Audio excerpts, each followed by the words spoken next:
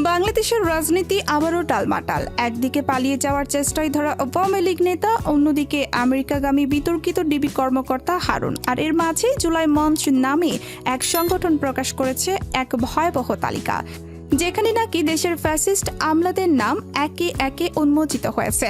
আজকের পর্বে আমরা জানব এই তিনটি ঘটনা যা এখন দেশের রাজনীতির কেন্দ্রবিন্দু।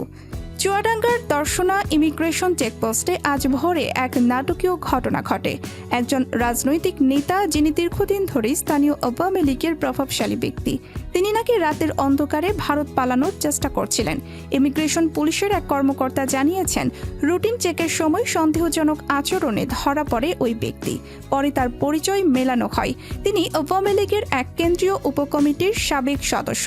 তার সঙ্গে ছিল বিদেশি মুদ্রা, 2টি পাসপোর্ট, এমনকি ভারতীয় সিম কার্ডও পাওয়া গেছে। তদন্তকারীদের ধারণা, তিনি দেশ ছাড়তে চেয়েছিলেন একটি চলমান দুর্নীতি মামলার তদন্ত থেকে বাঁচতে।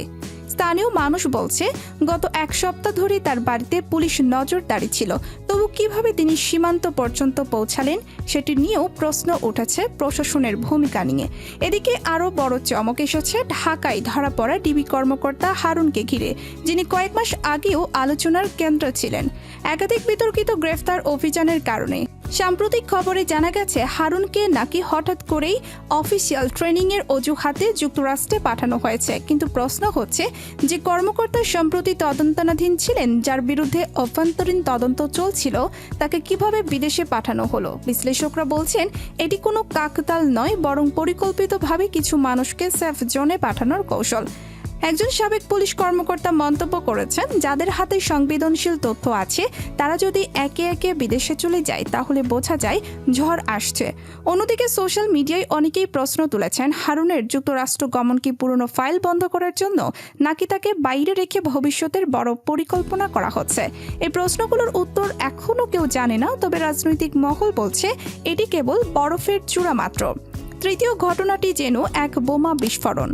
জুলাই মঞ্চ নামের নতুন একটি সংগঠন হঠাৎ করেই এক ওয়েবসাইটে প্রকাশ করেছে এক দীর্ঘ তালিকা, যেখানে রয়েছে প্রভাবশালী সরকারি আমলা, পুলিশ কর্মকর্তা, এমনকি বিচার বিভাগীয় কর্মকর্তাদের নামও।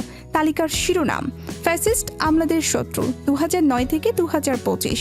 তাদের দাবি, এই কর্মকর্তারাই নাকি বিগত এক যুগ ধরে রাজনৈতিক নিপীড়ন, দুর্নীতি ও মানবাধিকার লঙ্ঘনের মূল চালিকা শক্তি। তালিকায় অনেক নাম দেখে দেশ জুড়ে তৈরি হয়েছে তীব্র আলোড়ন। কেউ বলছে এটি সরকারের ভেতরে ভাঙন সৃষ্টি করবে, আবার কেউ বলছে এটি মূলত বিদেশি গোয়েন্দা সংস্থার ছায়ায় পরিচালিত এক প্রচারণা।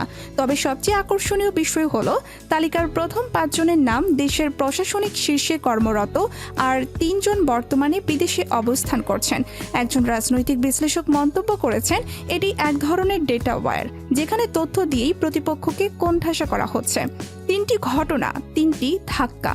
একজন পালাতে গিয়ে ধরা পড়লেন সীমান্তে, একজন গন্তব্য করলেন যুক্তরাষ্ট্রে, আর এক সংগঠন প্রকাশ করল এমন তালিকা যা নাড়িয়ে দিয়েছে প্রশাসনের ভেতরকেও।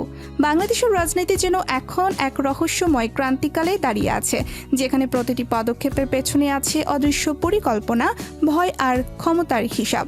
প্রশ্ন এখন একটাই, এই পালানো, প্রেরণ আর প্রকাশ সবকিছুর পেছনে কি এক সূত্রে বাঁধা কোনো চক্রান্ত কাজ করছে, নাকি এটি কেবল নতুন ক্ষমতার খেলার শুরু? যদি ভিডিওটি ভালো লেগে থাকে, লাইক, কমেন্ট আর সাবস্ক্রাইব করতে ভুলবেন না। পরের পর্বে দেখা হবে আরও এক চমকপ্রদ বাস্তব খবর নিয়ে।